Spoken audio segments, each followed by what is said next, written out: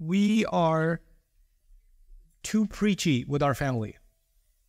We start becoming a khatib and a speaker to our families, and they get annoyed, and you make the problem worse.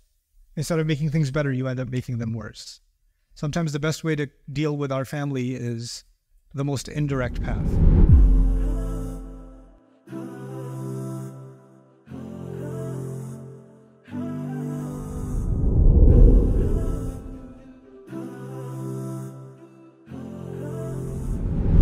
I'm going to start with a couple of common ones. Where do I start helping? So someone who is in the wrong path, sitting, not praying, not listening to anyone. So, I mean, this is a very common question. Some of you have these questions about your family members. Some of you have them about your friends and other situations. A couple of important pointers here. Number one, the Prophet ﷺ was not given any authority to change his own uncle. And the Quran is full of prophets who were not able to bring change to their loved ones, right? So Nuh alayhi salam couldn't change his wife, and Ibrahim alayhi salam couldn't change his father, and Yaqub alayhi salam couldn't change his sons, and so on and so forth, right? So the reason that's given to us is because you're not given the authority or the ability to change someone else. What you are given the ability to do is to remind someone else. Then the question becomes, what's the most effective way you can remind someone? And my opinion on that is that we are too preachy with our family. We start becoming a khatib and a speaker to our families, and they get annoyed, and you make the problem worse.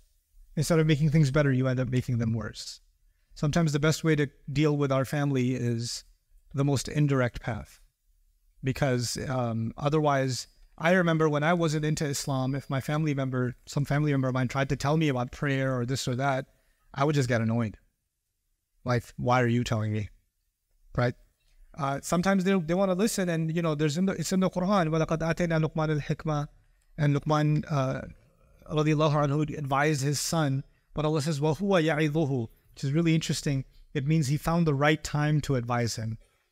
Like, he didn't just always advise him. He saw a particular moment where he thought it's strategically really good time to bring this up right now. But what we do is, like, constantly, every day, every time, you just become like, oh my God, here comes the Sharia police. And then people just in the family start associating you with the annoying Islamic one that is going to ruin everybody else's party, right? So my advice on that would be as indirect and as subtle and as gentle as possible. The other thing I would say is sometimes people are doing sinful things like drugs, alcohol, gambling, whatever they're doing. But there's the sin, and then there's the cause of the sin. And the cause of the sin isn't as simple as, oh, they're following the footsteps of shaitan, or they're mimicking the kuffar. And that's, hold on. When did they start drinking? Oh, they started drinking a year ago. Well, what happened a year ago? I don't know. Why don't you know? You're a family member. Like, you don't know what happened a year ago? People don't just go towards these sins easily. Shaitan uses some problem in their life or some event in their life and takes advantage of that, and then the waswasa becomes stronger, right? So you have to become a little more aware of what's happening in the life of the person you're trying to help. And instead of the conversation being about them not praying or them not following the religion, maybe the conversation would be more about helping them heal from what happened. And because that's the root problem. And if they see you as someone who's just trying to preach to them and convert them to a better Muslim or something, that you don't really care about them, you just want to make sure they follow what you want them to follow. So they don't see you as someone who means well for them.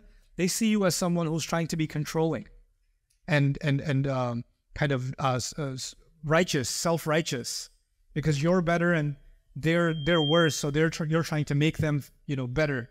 So you're looking down at them. But actually, the notion in the Quran, فَأَمَّا الْيَتِيمَ فَلَا تَقْهَرْ وَأَمَّا السَّائِلَ فَلَا تَنْهَرْ, right? So the orphan, the one who asks, don't talk down to them. Somebody's in pain. Somebody who's drinking alcohol is in pain. They're trying to drown away from their pain of something. What is that thing?